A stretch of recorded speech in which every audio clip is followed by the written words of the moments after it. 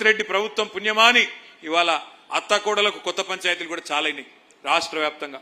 అట్లే అత్తకోడలు ఇద్దరినే కాదు, రాష్ట్రంలోని ప్రతి వర్గాన్ని అబద్ధపు మాటలు చెప్పి, అలవిగాని మాటలు చెప్పి, నోటికొచ్చిన చెత్తవాగుడు వాగి కేసీఆర్ 10,000 ఇస్తే నేను 15,000 ఇస్తా, కేసీఆర్ 2 పంటలకు ఇస్తే నేను 3 పంటలకు ఇస్తా, కేసీఆర్ 24 గంటల కరెంట్ ఇస్తే నేను 48 గంటల కరెంట్ ఇస్తా అని నమ్మబలికి ఓట్లేయించుకొని ఓడ మీద ఉన్నప్పుడు ఓడమల్లన్న, ఓటుకెక్కినాక బోడమల్లన్న అన్నట్టు ఇవాళ మొత్తం రాష్ట్రంలోని ప్రతి వర్గానికి ప్రతి మనిషికి శటగోపం పెట్టి మోసం చేసింది కాంగ్రెస్ ప్రభుత్వం.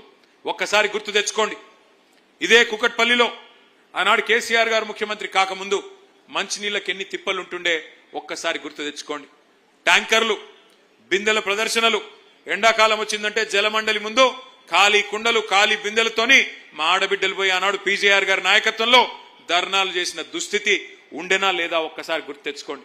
కానీ అదే కేసీఆర్ గారు వచ్చిన తర్వాత ఎంత బ్రహ్మాండంగా రూపాయికే నల్లా కనెక్షన్ ఇచ్చి 20,000 లీటర్లను ఉచితంగా ఇచ్చి శివారు ప్రాంతాలలో దాదాపు వేలాది కోట్ల రూపాయలు ఖర్చు పెట్టి మీ మంచినీళ్ల గోస తీర్చిన మాట నిజమా కాదా ఒక్కసారి గట్టిగా చప్పట్లతో కేసీఆర్ గారికి చెప్పాలని చెప్పి నేను కోరుతా ఉన్నా. కేసీఆర్ ప్రభుత్వం రాకముందు ఏ అపార్ట్మెంట్కి పోయినా డీజిల్ గబ్బు, జనరేటర్లు, ఏ చిన్న దుకాణానికి పోయినా ఇన్వర్టర్లు, ఎండాకాలం వచ్చిందంటే పంకా కూడా తిరగలేని పరిస్థితి. కానీ అదే కేసీఆర్ ప్రభుత్వం వచ్చినాక సంవత్సరం తిరగకుండానే 24 గంటల కరెంట్ ఇచ్చిన మాట వాస్తవమా కాదా? ఇచ్చిన మాట వాస్తవమా కాదా? నేను ఇవాళ మీ అందరికీ కూకట్పల్లిలో వాగ్దానం చేస్తా ఉన్నా, మళ్ళీ తిరిగి వచ్చేది 2028లో ముమ్మాటికి గులాబీ జెండానే వస్తుంది, కేసీఆర్ గారు ముఖ్యమంత్రి అవుతారు. నేను మీకు వాగ్దానం చేస్తా ఉన్నా, మీ ఎమ్మెల్యే గారు ముందే చెప్తా ఉన్నా, 24 గంటల కరెంట్ ఎట్లా అయితే ఇచ్చామో హైదరాబాద్ మహానగరంలో 24 గంటలు మంచినీళ్ళు ఇచ్చే బాధ్యత కూడా నాది అని చెప్పి నేను మీకు విజ్ఞప్తి చేస్తా ఉన్నా. తప్పకుండా ఇది చేసి చూపెడతా అని చెప్పి కూడా మా ఆడబిడ్డలందరికీ నేను వాగ్దానం చేస్తా ఉన్నా. అనుకుంటే అసంభవం ఏమీ కాదు. 65 ఏళ్లు కాంగ్రెస్ వాళ్ళు కరెంటు కూడా ఇవ్వలేకపోయినారు. వ్యవసాయానికి కరెంట్ ఇవ్వలేదు, హైదరాబాద్ లో ఇళ్లలో కరెంట్ ఇవ్వలేదు, ఆఖరికి పరిశ్రమలకు కరెంట్ ఇవ్వకపోతే వారానికి 3 రోజులు మా కుత్బుల్లాపూర్ లో శివారు ప్రాంతాల్లో ఉండే మరి పరిశ్రమలు మూత పెట్టుకునే పరిస్థితి. అందుకే నేను మీకు చెప్తా ఉన్నా, 24 గంటల కరెంట్ ఇచ్చింది కేసీఆరే, రేపు మళ్ళీ 24 గంటల నీళ్లు హైదరాబాద్ మహానగరంలో ఇవ్వబోయేది తిరిగి మళ్ళీ కేసీఆర్ అనే మాటను మీకు విజ్ఞప్తి చేస్తా ఉన్నా. తప్పకుండా ఇచ్చి మీ మనసు గెలుచుకుంటామని చెప్పి కూడా విజ్ఞప్తి చేస్తా ఉన్నా. 1, 2 కాదు, ఒక మంచి నీళ్లు కరెంటు మాత్రమే కాదు, హైదరాబాద్ లో ఎన్ని పనులు చేసుకున్నాం మనం. కరోనా వస్తే ఆ రోజు మూతికి బట్ట కట్టుకొని మూతికి మాస్క్ వేసుకొని ఎవరిళ్లలో వాళ్ళు కూర్చునే ఒక దయనీయమైన పరిస్థితి. అది చూసిన తర్వాత కేసీఆర్ గారు ఆలోచన చేసి ఈ పరిస్థితి మళ్ళీ భవిష్యత్తులో ఎప్పుడన్నా వస్తే మన పిల్లలకు మన బిడ్డలకు ఈ పరిస్థితి మళ్ళీ తలెత్తకూడదు, ఇట్లాంటి దరిద్రమైన పరిస్థితి గుర్తు తెచ్చుకోండి ఒకసారి. వెంటిలేటర్ల కోసం పైరవీలు, ఆక్సిజన్ బెడ్స్ కోసం పైరవీలు, ఆక్సిజన్ కాన్సన్ట్రేటర్ కావాలన్నా అని దండం పెట్టుకునే పరిస్థితి ఎమ్మెల్యేలకి నాయకులకి. ఆ పరిస్థితి మళ్ళీ రావద్దని చెప్పి కేసీఆర్ గారి నాయకత్వంలో ప్రతి బస్తీలో ఒక బస్తీ దవాఖానా పెట్టుకున్నాం. బస్తీ దవాఖానాలు 350 బస్తీ దవాఖానాలు. ఏ చిన్న గోలికి కూడా ఏ చిన్న మందు బిల్లకు కూడా రూపాయి ఇచ్చే అవసరం లేకుండా ఉచితంగా ఆ కార్యక్రమం.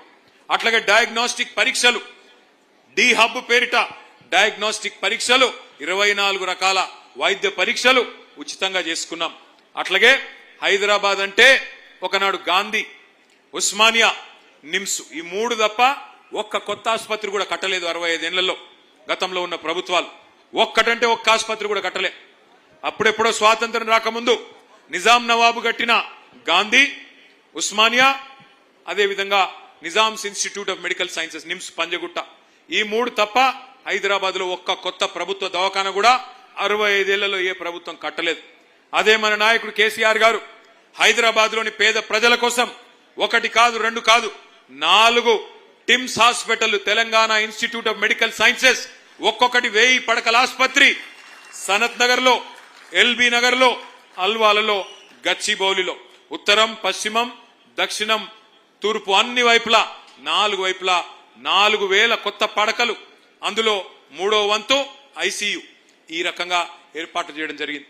అట్లాగే ఉన్న నిమ్స్ హాస్పిటల్ ను కూడా ఇంకొక 2000 పడకలు పెంచి అక్కడ కూడా విస్తరణ చేసుకున్నాం. అంటే కొత్తగా కేసీఆర్ గారి ప్రభుత్వం వచ్చినాక, మన రాష్ట్రం వచ్చినాక పేద ప్రజల ఆరోగ్యం కోసం బ్రహ్మాండంగా మనం ఆనాడు కష్టపడి టిమ్స్ హాస్పిటల్ కడితే ఇక ముఖ్యమంత్రి గారు పోయి రిబ్బన్లు కట్ చేస్తా ఉన్నాడు.